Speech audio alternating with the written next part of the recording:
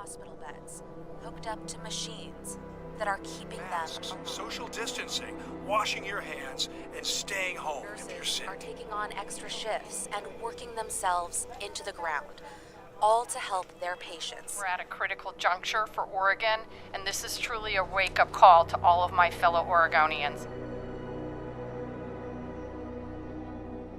Nunca lo pensé vivir esa pandemia. No esperábamos que nos tocara eso.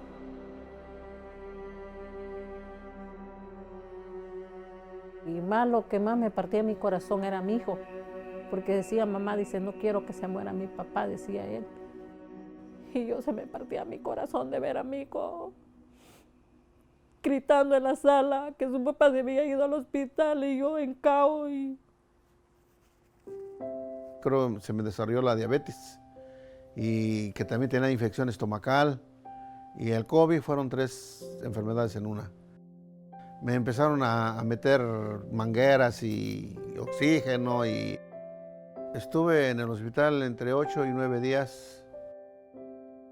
Se me venía como el mundo derrumbando. Dije yo, ¿cómo vamos a hacer para la renta? ¿Cómo vamos a hacer para los biles? Para comer, para medicina, para todo. Cecilia's story is very similar to many of our clients who are struggling. They are super overwhelmed. Se siente en veces uno solo, que no tiene a nadie. Dice uno, ¿a quién ocurro? ¿A dónde busco ayuda? Health and wellness. It's the newest department at Latino Network. It was created responding to the pandemic with our community, with many people who were tested positive. They had to stop working.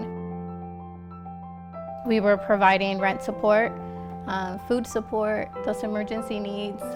They're the trusted community health workers out in the community right now that have the privilege to go door to door without our community fearing who's on the other side of the door.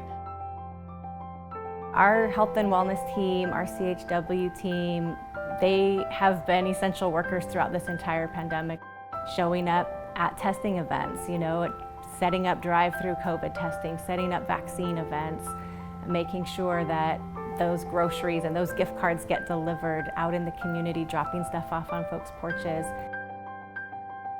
And we pushed the state, we pushed the counties to realize that the services are not a one-size-fits-all. And we've seen a movement in the work we've done when we called out the state to address the rollout of inequity of the vaccines. Leaders from across Oregon send a strong message today. We need more urgency in vaccinating Latinos. Hispanics account for only 6% of vaccinations in Oregon.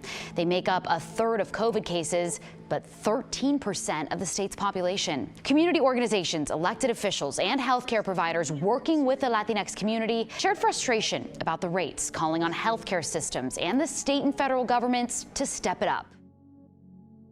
It's not a 2-week and we're all done with COVID. We saw some families that were sick for months, in and out of the hospital, that were just couldn't catch a break.